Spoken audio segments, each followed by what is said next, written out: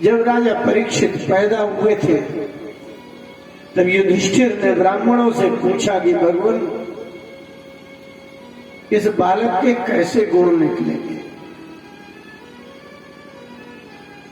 ब्राह्मणों ने बड़ा विलक्षण गुण बताया कि ये भगवान राम जैसे प्रतिज्ञा पालन करने वाले निकलेंगे, महाराज शिवी और दधीची जैसा उदार दानी पुरुष निकलेगा।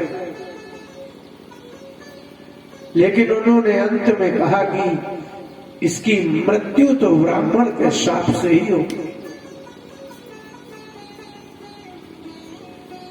और उसके जीवन में एक और विलक्षण बात बताई ब्राह्मणों ने,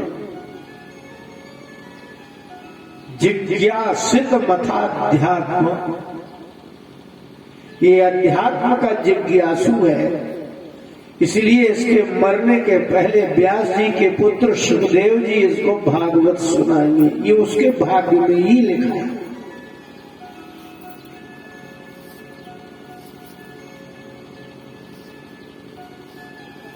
भाग्य में ही लिखा है राजा परीक्षित के कि इसको ब्राह्मण का शाप होगा और व्यास पुत्र सुखदेव जी आएंगे और इसको कथा सुने, और ये इसके बाद संसार में कभी आएंगे। पहले से ही निर्णय राजा परीक्षित अपने राज्य को सौंप करके गंगा तट में आ गए। वृद्धावस्था का सबसे पहला सत्कर्म है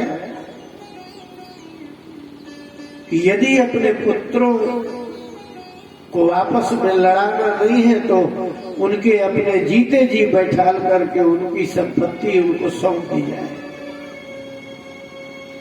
वृद्धावस्था में तो बस 2-4 रोटी ही तो चाहिए। हाँ, महाराज परीक्षित गंगा तट में चले गए। इसका मतलब है कि आदमी को वृद्धावस्था आने के पहले घर छोड़ देना चाहिए। लोग बड़ा तमाशा देखते हैं, बुढ़ापे में दशा तो होती ही है, अपना शरीर शिथिल हो जाता है, अपनी शारीरिक क्रिया नहीं हो पाती।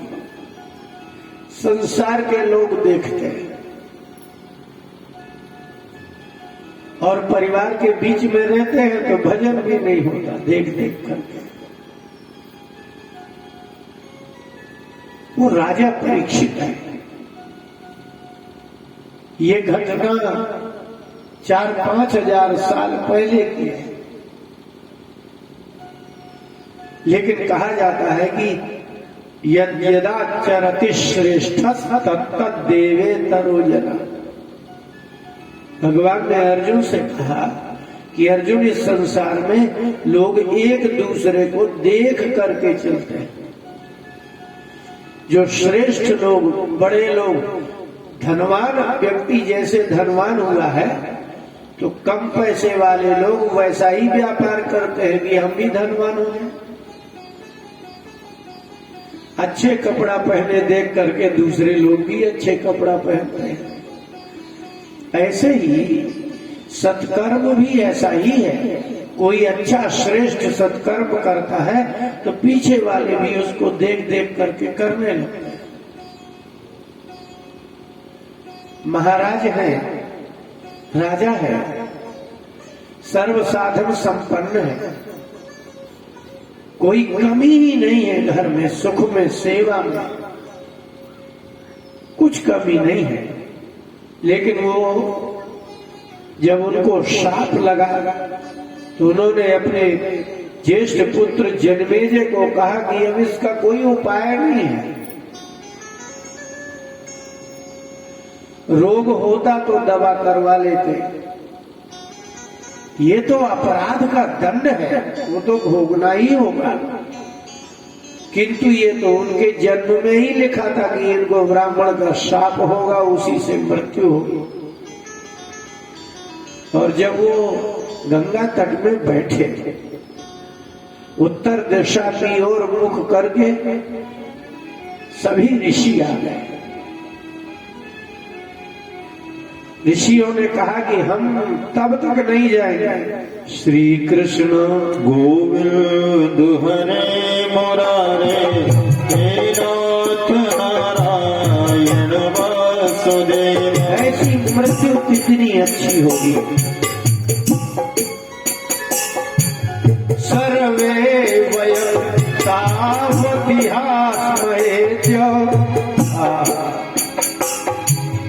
कलेवरं यावदसौ विहाय लोकं परं विरजसकं विशोकं यास्यत्ययं भागवतं प्रधानः।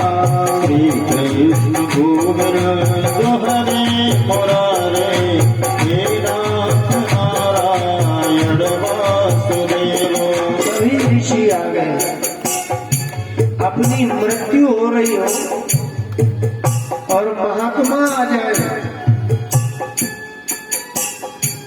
श्रेष्ठ से श्रेष्ठ महात्मा हमारे मरते समय आ जाए, इससे अच्छा क्या। घर के लोग आए न आए,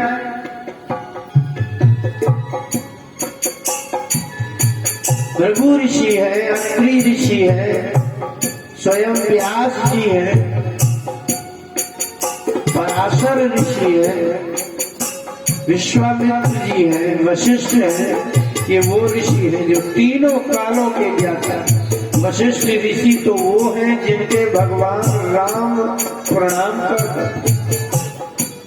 विश्वामित्र वो है जिनके भगवान चरण दबाते। लेकिन आज परीक्षित के समीप में बैठे, इससे बड़ा भाग्य क्या होगा। इसलिए ऋषियों ने कहा सर्वे वयं तावतिहास्महे। हम लोग जब तक यहाँ रहेंगे कलेवरं यावदसौ विहाय, जब तक ये परीक्षित 7 दिन में अपने कलेवर को, शरीर को नहीं त्यागता, तब तक हम रहें। आपके पास कोई घंटा 2 घंटा को देखने आता, देख के चला जाता। आप बीमार रहते हैं तो एक रात रुक जाता है, आपके घर के संबंधी छोड़ के चले जाते हैं। लेकिन ये महात्मा आपके परिवार के सदस्य हैं। ये कह रहे हैं हम तब तक यहाँ बैठे रहेंगे जब तक परीक्षित का शरीर नहीं छूट जाए। और ये परीक्षित मरने के बाद जाएंगे कहाँ। लोकम परम विरजसकम विशोकम, ऐसे लोक में जाएंगे विरजस, जहां दुख नाम की वस्तु होगी ही नहीं। विशोक, जहां शोक नहीं होगा। और उस परम लोक में जाएंगे, पक्का जाएंगे, निश्चित जाएंगे। या सत्यम, सुखदेव जी के आने के पहले ही ये वशिष्ठ आदि ऋषियों ने निश्चय कर दिया कि ये भगवान के धाम में ही जाएंगे। क्यों? भागवत प्रधान, संसार में जितने भक्त हैं उनमें सबसे श्रेष्ठ है परीक्षित। या सत्यम भागवत प्रधान,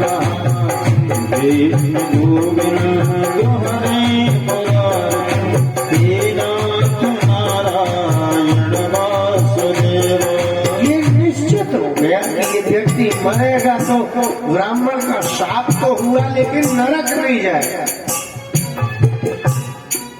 और जिस परीक्षित को वशिष्ठ आदि ऋषि विश्वामित्र व्यास पराशर कहते हो कि ये शरीर को छोड़ नहीं देते जब तक हम यहीं बैठे, और ये जब तक परम लोक भगवान नारायण के लोक में नहीं चले जाते तब तक हम यहीं बैठे हैं। अब उनकी मुक्ति में क्या संदेह है,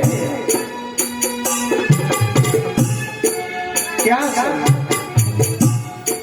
महाराज परीक्षित की जीते जी मुक्ति हो जाना और ये भगवान के धाम में ही या अभी भागवत में ही सुनी, अभी सुखदेव जी नहीं आए और सभी ऋषियों ने एक स्वर से कहा या सत्ययं भागवतम प्रधान, ये भक्तों में प्रधान है, इसलिए यास्यति, ये वहां जाएंगे जहां अमलात्मा परमहंस महामुनीन्द्रगण जाते हैं, जहां हम जाते हैं वहां जाए। अब ये भागवत सुने और चाहे ना सुने, लेकिन थोड़ी देर बाद भगवान व्यास पुत्रो यदृच्छया मत मानो नपेक्षा, और उसी समय भगवान व्यास जी के पुत्र सुखदेव जी पृथ्वी में विचरण कर रहे हैं। बहुत आश्चर्य है, जिस ब्राह्मण ने शाप दिया है कि तक्षक काटेगा, वो तक्षक उस ब्राह्मण के शाप से प्रेरित होकर के राजा परीक्षित के पास ढूंढ के पहुंच जाएगा। और राजा परीक्षित के भाग्य में लिखा है कि सुखदेव भागवत सुनाएंगे, तो सुखदेव ढूंढते पहुंच गए, सुखदेव को ढूंढने परीक्षित नहीं गए। इसलिए आपके भाग्य में जो वस्तु लिखी है आप आ जाते,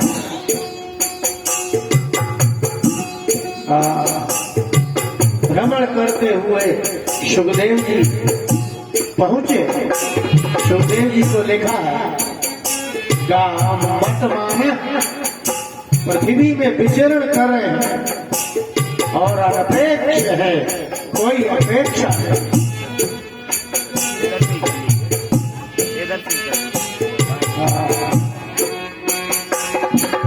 अलक्षलिंगो नवधूत वेशा,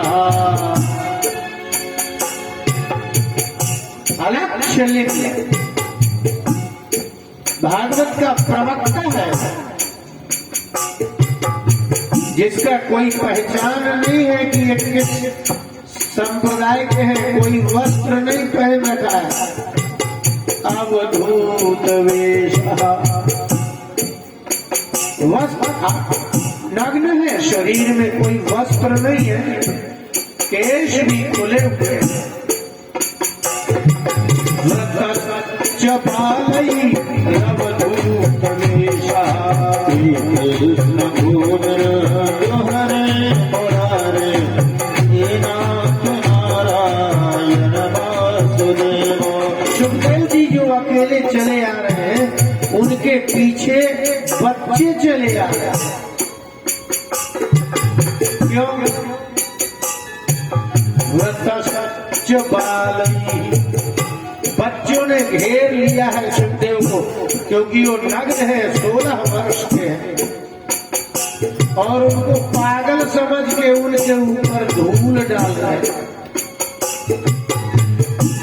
और बच्चों के माँ बाप रोक भी नहीं रहे, क्योंकि सुखदेव जी को कोई पहचानता ही नहीं है। ये मुक्तिदाता महापुरुष जा रहे हैं, न बच्चे जानते हैं, न बच्चों के बाप जानते हैं, न उनके बाप जानते हैं। इसलिए महात्माओं को पहचानना इतना सरल नहीं है, पुलिस वालों को पहचानना सरल है, सरकारी आदमी की ड्रेस है, ये संप्रदाय का साधु है, वो संप्रदाय का साधु है, ये पहचानना सरल है। लेकिन जो नग्न हो और उसके शरीर में कोई चिन्ह ना हो, अलक्ष्य, लिंग लिंग ही कोई लक्षण ना हो ऐसे पता चले। समुद्यश्च वर्षम सुकुमार पादौ करोरुपावनं सकपोल गात्रम्।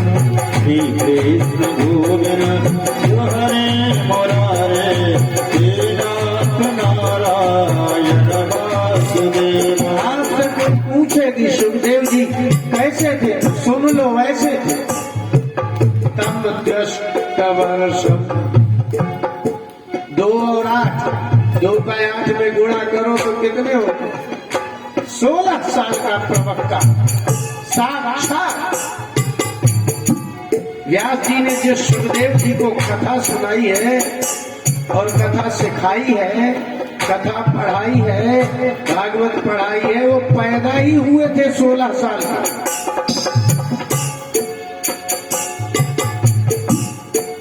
आश्चर्य है, 9 महीने का बालक इतना सा पैदा होगा, 16 साल में इतना होगा, लेकिन ये माता के गर्भ से बाहर नहीं आए, ये प्रगट ही हुए हैं। 16 ही साल के निकले थे, आज भी 16 साल के।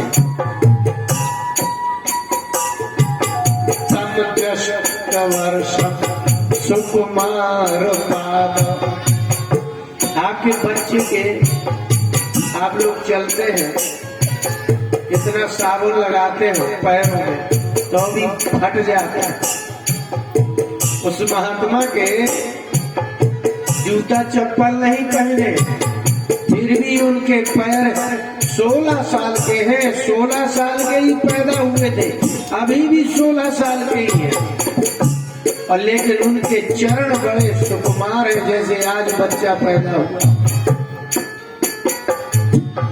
करोरुबाहुवं सकपोल गात्रम्। और ये हथेली तो ऐसी लगती है जैसे बिल्कुल अभी बच्चा पैदा हो उसके को, और जंघा, शरीर में कपड़ा नहीं है, और बाहु और अंश मारे कंधा, भरे हुए कंधे। खाते क्या है पता नहीं, किसी गृहस्थ के पास जाते हैं, खड़े हो जाते हैं, जितनी देर गाय दुही जाती है खड़े रहे, कोई माता निकल आएगी, 1-2 रोटी दे देगी तो ठीक। निज लाभ दुष्टा, वो अमृतानंद का पान करते, आत्मानंद का पान करने वाले सुखदेव जी अन्न से पालित पोषित नहीं है, वो आत्मानंद का अमृत पीते हैं, इसलिए उनका शरीर ऐसा है जैसे अभी बच्चा पैदा हो। एक भी अर्थी नहीं दिखती, कपोल सुंदर गाल है उनके। निगूढ़ जत्रु प्रतुतुंग वक्षसा। और ये जो घुटने हैं इनमें हड्डी नहीं दिखती, निगूढ़ जत्रु मांस भरा। आवर्ती नाम सुंदर पेट, बैठ जाए तो त्रिबली बने। बलि बलगू दरन चौदर, कैसा बलगू, किसी का शरीर, मनुष्य के शरीर में जाने कितने दोष होंगे, ठंडी गर्मी बरसात सभी ऋतुओं में एक रस रहने वाले सुखदेव जी निर्वस्त्र शरीर, आरक्षित होकर के विचरण करने वाले सुखदेव जी के शरीर का वर्णन ऐसा है जैसे कोई राजकुमार का शरीर हो।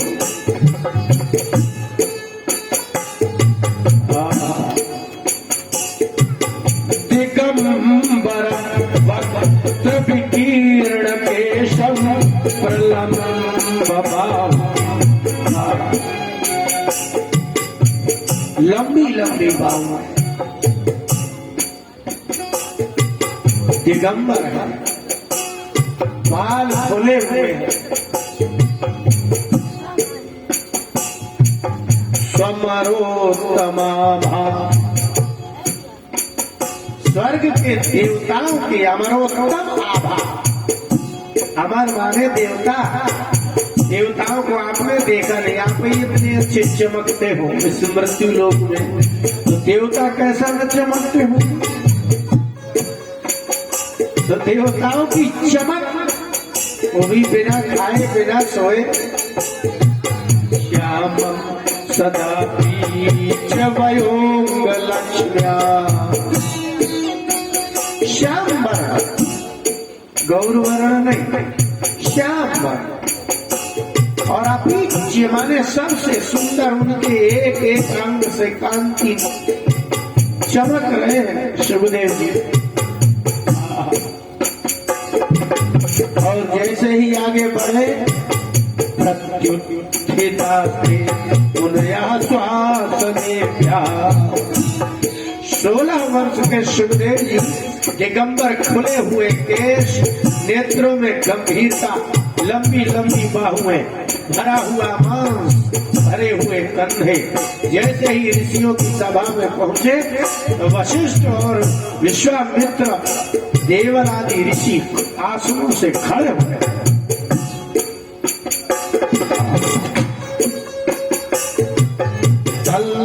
क्षणज्ञा अभिगूढ़ वर्चसम्।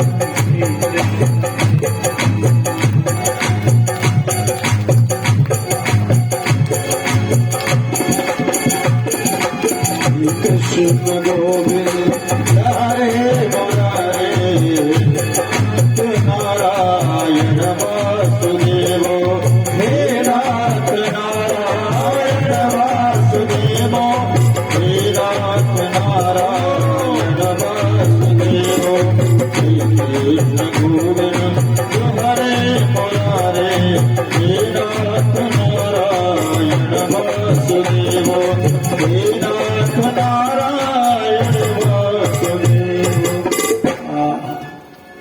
इससे अच्छी मृत्यु संसार में हो ही नहीं सकती।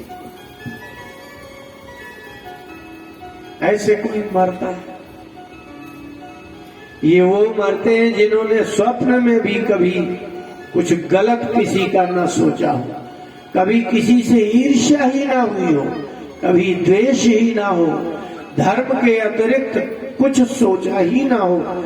ऐसे लोगों का शरीर जब छूटता है तो इतना ही आनंद में छूटता है, उनको ही महात्माओं का दर्शन होता है। सब ऋषि अपने अपने आसनों से खड़े हो गए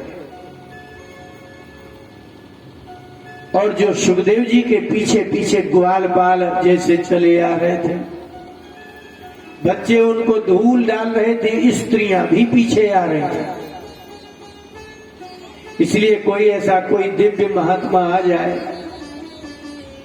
तो गृहस्थ समझते नहीं है, उसको पागल समझ लेते हैं। इसलिए गृहस्थ का सबसे बड़ा दुर्भाग्य है कि वो महात्माओं को नहीं पहचानते।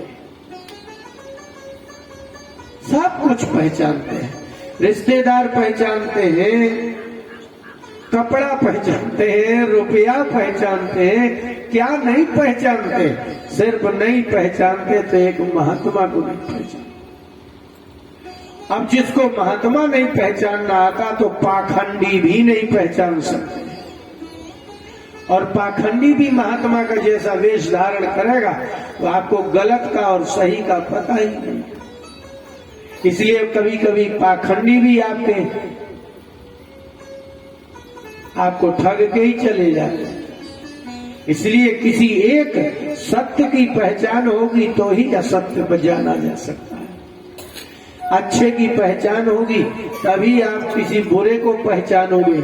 जब आपको शुद्धता का ज्ञान होगा तब पता चलेगा कि ये चीज अशुद्ध है।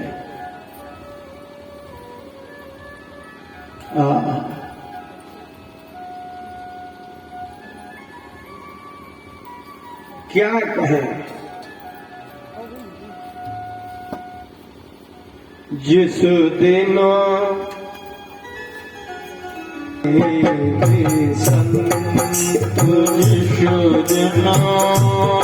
जाएंगे वो दिन कैसा होगा कि राजा परीक्षित जैसा कोई अंतिम अवस्था हो और सुखदेव जी जैसे संत बिना ढूंढे बिना खोजे और सामने से आ जाए। जिस दिन मिल जाए संत, जिस दिन मिल जाएंगे संत, उस दिन तेरे सभी दुखों का, उस दिन मेरे सभी दुखों का, उस दिन जिस दिन उस दिन तेरे सभी दुखों का हो जाएगा अंत, हो जाएगा किस दिन मिल जाएंगे संत, जिस दिन मिल जाएंगे संत, उस दिन तेरे कैसा होगा उस दिन तेरे सभी दुखों का हो जाएगा अंत, हो जाएगा जिस दिन मिल जाएंगे संत, जिस दिन मिल जाएंगे। अगर मिल ही जाए महात्मा तो क्या करें।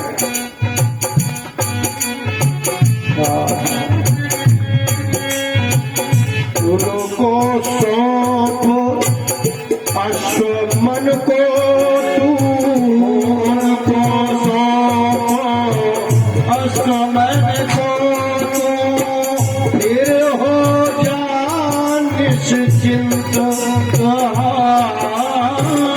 फिर हो जाने सचिन। आपका मन का घोड़ा आपसे नहीं संभल रहा, माता पिता संभाल रहे नहीं संभलता, पति पत्नी संभाल रहे नहीं संभलता, रिश्तेदार संभाल रहे नहीं संभलता, पुलिस संभाल रही है नहीं संभलता, पूरी सरकार एक आदमी के मन को संभालने में लगी है, लेकिन वो रुकाया रुकता नहीं। और वो घोड़ा आप महात्मा को मन हाथ में दे दो, उनको सौंप अश्वमन को, फिर हो जाना निश्चिंत, हो जाना निश्चिंत, मिल जाएंगे जिस दिन मिल जाएंगे उनके जीवन का जिस दिन सब उनके जीवन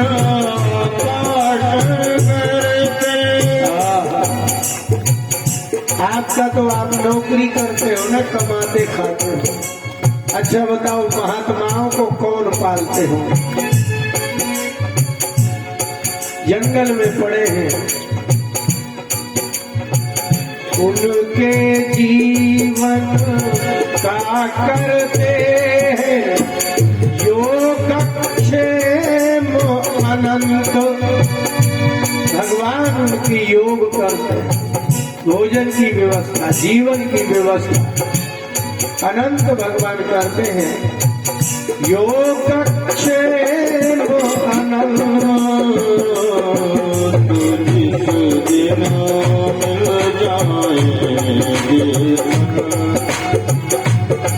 और आपके बस का नहीं, मुझसे पार न होगी माया,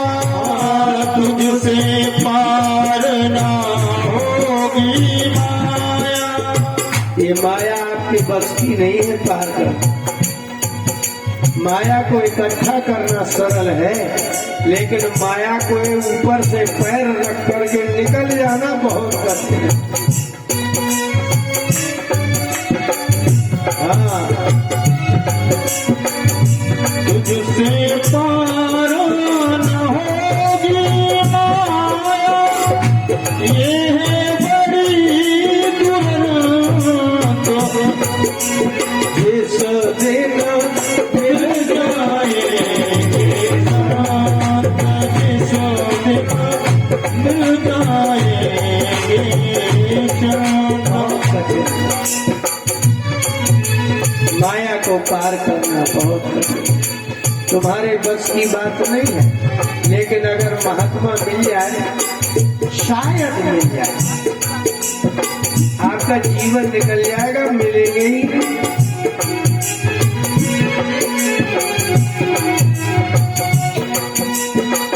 मंदिर मंदिर भटक रहा क्यों, मंदिर मंदिर भटक रहा क्यों, मिले नहीं भगवान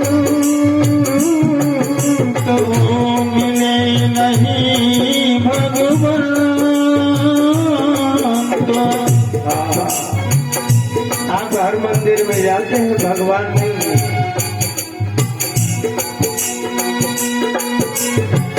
भगवान तो तुमको तभी मिलेंगे जब कोई मिलाए संत।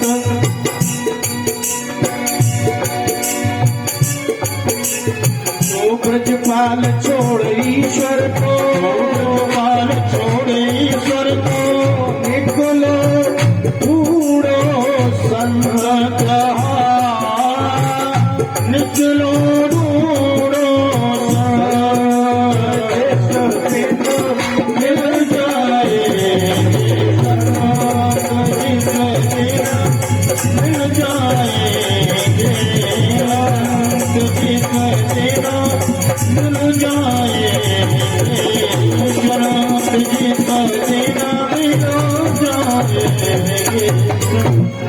लेकिन बहुत कठिन है, इसलिए भगवान की पूजा छोड़ो। एक बार उस महात्मा की खोज तो करो जो भगवान को जानते हैं।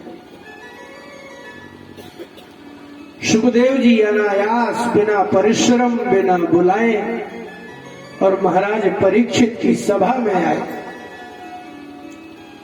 सब खड़े हो गए।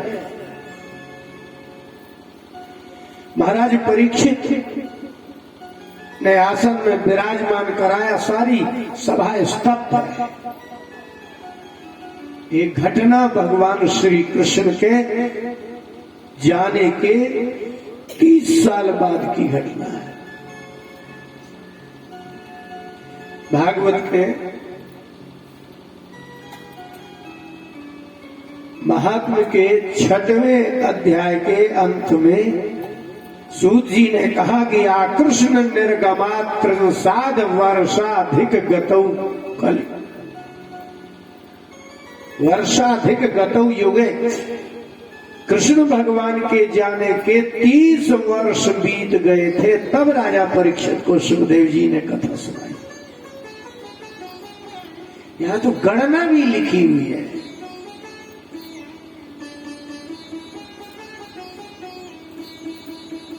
और वो सबसे बड़ी विलक्षण बात यह है कि श्री कृष्ण भगवान के साथ सुखदेव जी ब्राह्मण श्रुतदेव के यहाँ गए थे। श्री कृष्ण भगवान के साथ थे सुखदेव जी। और भागवत का प्रारंभ में लिखा है कि तब 10 वर्ष, वो 16 वर्ष के थे और आए। तो जैसे सनकादिकों की आयु नहीं बढ़ती, ऐसे सुखदेव जी की भी आयु नहीं बढ़ती, सदा ऐसे ही रहते हैं। सुखदेव जी बैठे और राजा परीक्षित ने साष्टांग दंडवत किया और कहा कि भगवान हम गृहस्थ हैं और वास्तव में कृपया तिथि रूपेण भवद्भिः तीर्थ का कृता। आपने आकर के सभी महात्माओं ने मेरे समीप गंगा तट में आकर के तीर्थ का कृता। तीर्थ माने होता है पवित्र। आपने पवित्र कर दिया। गृहस्थ के जीवन का सबसे भाग्यशाली बात है कि ये शाम संस्मरणात् पुंसाम सद्यः शुद्ध्यन्ति वै गृहाः।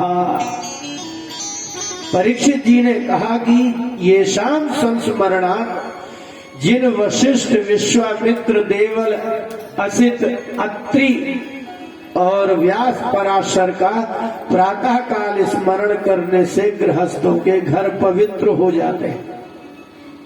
वो महर्षि मेरे सामने ही विराजमान है, जिनका स्मरण कर, इसलिए ऋषियों का स्मरण किया जाता है।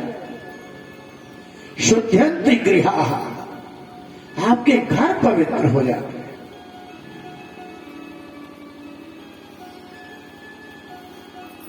महात्माओं का स्मरण करने से, जिन महात्माओं का स्मरण करने से गृहस्थों के घर पवित्र हो जाते हैं।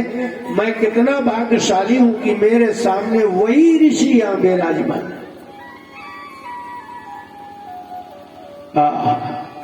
किम पुनर्दर्शन स्पर्श पाद शौचासनादि भी। परीक्षित जी ने कहा कि जिन महात्माओं के स्मरण करने से गृहस्थ के घर और हृदय पवित्र हो जाते हैं और कईयों महात्माओं का स्पर्श करने को मिल जाए, दर्शन सामने करने को मिल जाए और शौचासनादि भी, उनको स्नान कराने का जल देने की सेवा मिल जाए और बैठने को भी मिल जाए, तो उसका तो कहना ही क्या। जिसके स्मरण करने मात्र से पवित्रता आती हो, कहीं उसके चरण स्पर्श करने को मिल जाए, और उससे भी बड़ी बात कि उनके चरण धोने को मिल जाए, और फिर कहीं बात करने को मिल जाए। सानिध्याते महायोगिन पातकानि महन्त्यपि। कितना बड़ा पाप करेगा। भगवान की बात नहीं है, महात्माओं की बात। महान्त्यपि पातकानि, बड़े से बड़ा कोई ऐसा पुरुष हो जिसने अपनी पुत्री को गर्भ धारण करा दिया हो, इतना बड़ा महापातक कर लिया हो, और कोई सुखदेव जी जैसा, वशिष्ठ जैसा, विश्वामित्र जैसा महापुरुष आपके घर आ गया हो, तो वो पातक दूर नष्ट हो जाते हैं भगवान का नाम लिए बिना। महात्माओं की बड़ी महिमा। क्यों? क्योंकि महात्मा ही तो भगवान के ही महात्मा है ना।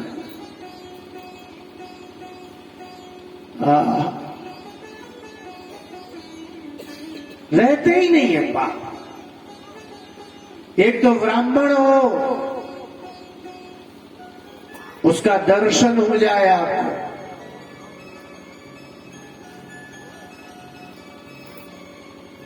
आप यात्रा में निकल रहे हो, जब बारात निकल रही थी दशरथ जी की, तो उनको दो ब्राह्मण पुस्तक लिए ब्राह्मण बालक दिख गए। आप घर से किसी कार्य के लिए जा रहे हो और कोई ब्राह्मण वेद को, पुस्तक को लिए हुए मिल जाए, समझ लीजिए शुभ शकुन है। रामचरितमानस में लिखा है। बारात चली दशरथ जी की, तो सबसे पहले अचानक, ऐसा बनाना नहीं है, अचानक ब्राह्मण मिल जाए बहुत पर्याप्त है।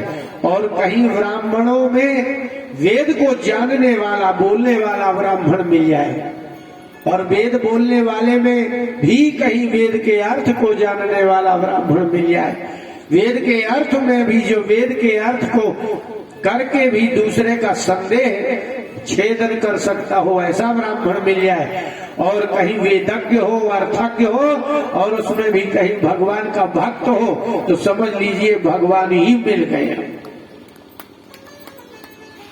तृतीय स्कंद में भगवान कपिल देव जी ने ये महिमा लिखी। संसार में सारे प्राणी प्रिय है। उत्तरकांड में भरत जी के पूछने पर भगवान ने कहा मुझे सब प्रिय है, सब प्रिय है। कागभूषण को भगवान श्री राम ने कहा मुझे सब प्रिय है, लेकिन सब में ब्राह्मण प्रिय है। पूरी सृष्टि सारे जीव मेरे पैदा किए हैं, लेकिन ब्राह्मण मेरा तो आधार तत्व है। यदि इस धरती में ब्राह्मण नहीं होंगे तो मैं भी नहीं होऊंगा। यदि किसी के मुंह में राम राम है तो ब्राह्मणों के कारण है ना। सब तो खाने पीने सोने में लगे हैं, उनको क्या भगवान से मतलब है। और वो भी ब्राह्मणों में कोई वेद को जानने वाला और उसमें भी मेरी भक्ति करने वाला, तो समझ लेना कि वो ब्राह्मण नहीं, मैं ही जा रहा हूं।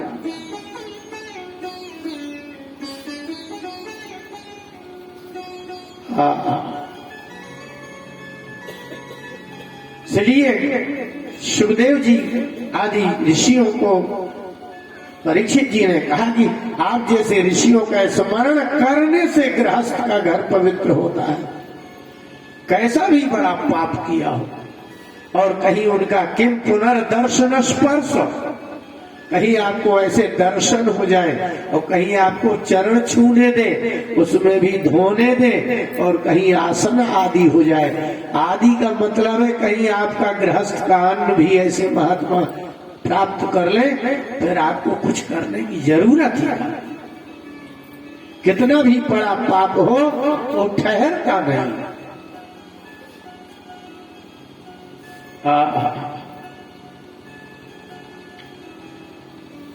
भगवान आप आ गए, और महात्मा बिना प्रश्न के बोलते नहीं है। ये तो आप लोगों की आदत है, बिना प्रसंग बात शुरू कर देते हैं। कोई प्रसंग नहीं है। अभी हम थोड़ी देर को रोक देखा था तो सब बात करने लगे। इनसे पूछो किस प्रसंग पर बात चल रही है। 1 घंटे से मौन थे, कोई प्रसंग तो चला नहीं, फिर भी बात शुरू हो जाएगी। ऐसा लगता है जैसे प्रतीक्षा ही थी कि कब कथा बंद हो और बात शुरू कर।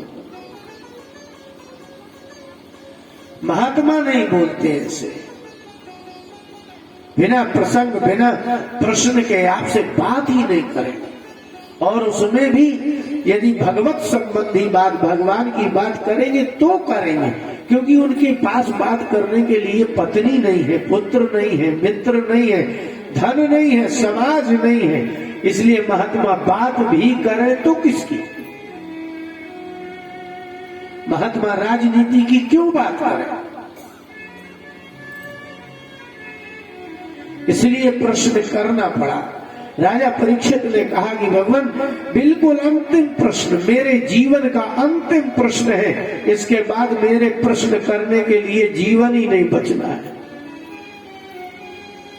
एक आदमी तो कई बार प्रश्न कर सकता है, अभी प्रश्न किया, जीवन बच गया तो फिर करेगा, लेकिन मेरे जैसा प्रश्न करता है आपको मिलेगा कहाँ? क्यों?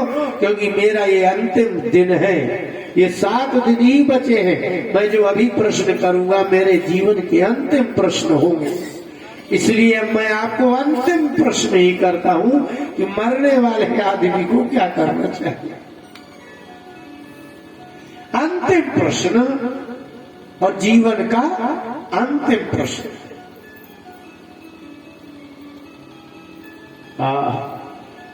पुरुषस्य हयत कार्यम म्रियमाणस्य सर्वथा।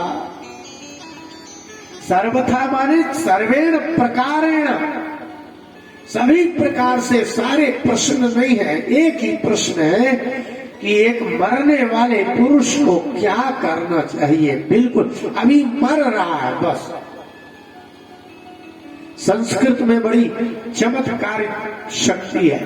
इसलिए श्लोक में सूत जी ने म्रियमाण शब्द लिखा है। म्रियमाण का अर्थ हो रहा है मर रहा है तो उसको क्या करना चाहिए। 7 दिन बाद मरेगा उसको म्रियमाण नहीं कहते। बोले बस खाट में ये अंतिम सांस चल रही है उसको क्या करना चाहिए। दान करे कि जप करे। स्मर्तव्यम भजनीयम वा ब्रूहि यद्वा विपर्ययम्। किम भजनीय, उसको किसका भजन करना चाहिए। और भजन करने के लिए शरीर में शक्ति ना हो तो फिर किसका स्मरण करना चाहिए। बिल्कुल खाट में लेटा है और झटके खा रहा है उसको म्रियमाण कहते हैं। उस आदमी के लिए क्या है, क्या करे वो। जीवन भर उसने जो किया होगा मरते समय वही याद आएगा, ये भी एक बात है। इसलिए अभ्यासेन तु कौन्तेय वैराग्येण च गृह्यते। भगवान ने अर्जुन से कहा कि अर्जुन अभ्यास और वैराग्य ये 2 ही साधन है जो मन को रोक सकते हैं और कोई साधन नहीं।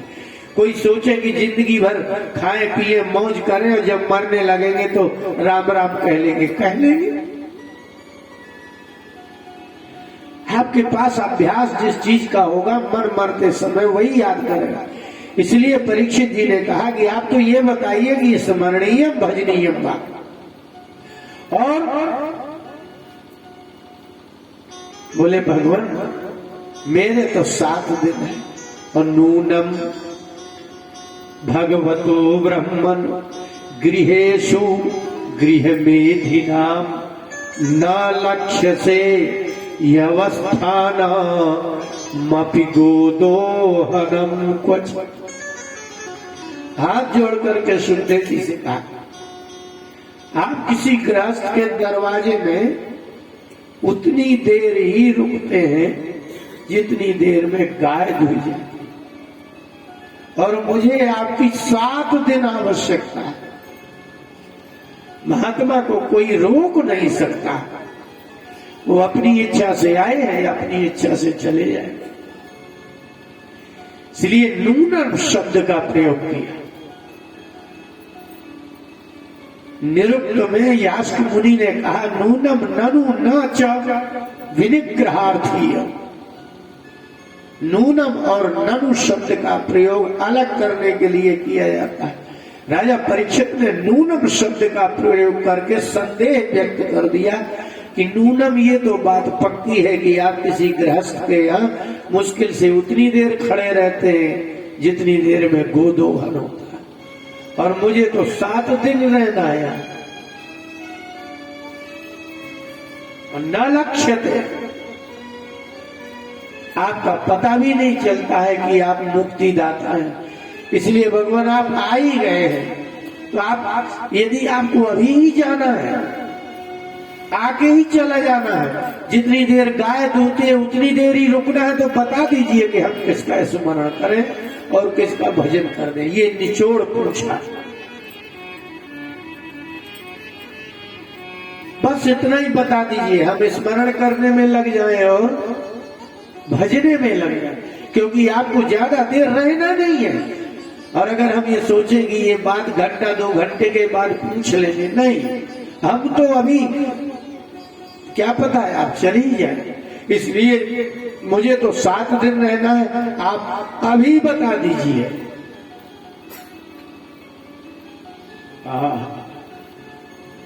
सूत जी ने कहा शौनकादिक ऋषि हो, सुखदेव जी से जब राजा परीक्षित ने कहा कि आप ज्यादा देर रहते नहीं है तो जाते जाते यही